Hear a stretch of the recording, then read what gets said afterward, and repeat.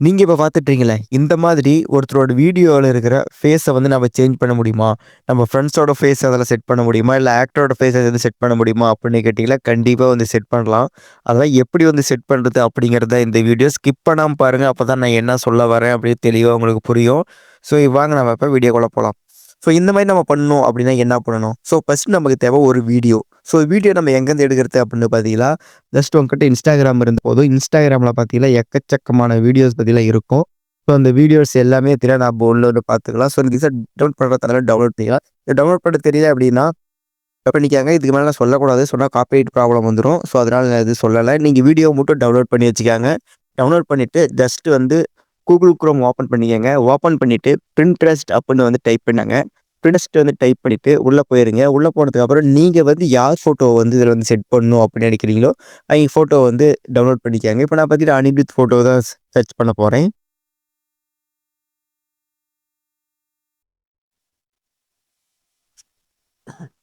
இப்ப பார்த்தீங்கன்னா அனிருத்துன்னு போட்டேன். ஸோ இதில வந்து எது வந்து நல்லா குவாலிட்டில இருக்கோ, அந்த ஃபோட்டோவ பார்த்தீங்கன்னா நம்ம டவுன்லோட் பண்ற மாரி இருக்கும். ஸோ இந்த ஃபோட்டோ பார்த்தீங்கன்னா நல்லா குவாலிட்டியா இருக்கு. ஃபேஸ் நல்லா தெரியுது. அதனால வந்து இந்த ஃபோட்டோஸ நம்ம வந்து டவுன்லோட் பண்ணிக்கிறோம்.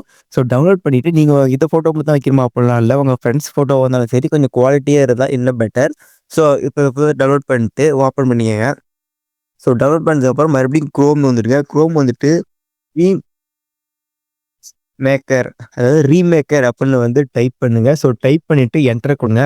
என்டர் குடுத்ததுக்கப்புறம் இன்டர்ஃபேஸ் வந்து இப்படி தான் இருக்கும். ஸோ இதில தான் நம்ம பார்த்தீங்கன்னா ஃபேஸ வந்து சேஞ்ச் பண்ண போறோம். ஸோ பெஸ்ட் வந்து ரீமேக்கர் ஏஐ அப்படின்னு சொல்லி இருக்கும். அத வந்து கிளிக் பண்ணிக்கங்க. ஸோ அத கிளிக் பண்ணதுக்கப்புறம் இன்டர்ஃபேஸ் வந்து இப்படி தான் இருக்கும். ஸோ அப்படியே கீழ அப்படியே ஸ்க்ரோல் பண்ணிக்கிட்டே வாங்க. இதில பார்த்தீங்கன்னா நான் ஆல்ரெடி லாகின் பண்ணிட்டேன். அதனால எனக்கு இந்த ஆப்ஷன காட்டுது. நீங்க லாகின் பண்ணல அப்படின்னா சைன் அப் பண்ணிக்கங்க. சைன் அப் பண்ணதுக்கப்புறம் உங்களுக்கு வந்து எந்த பேஜ் இருக்கும் அப்படின்னு பார்த்தீங்கன்னா, ஸோ நீங்க வந்து சைன் அப் பண்ணீங்கன்னா, உங்களுக்கு வந்து இன்டர்ஃபேஸ் வந்து இப்படி தான் இருக்கும்.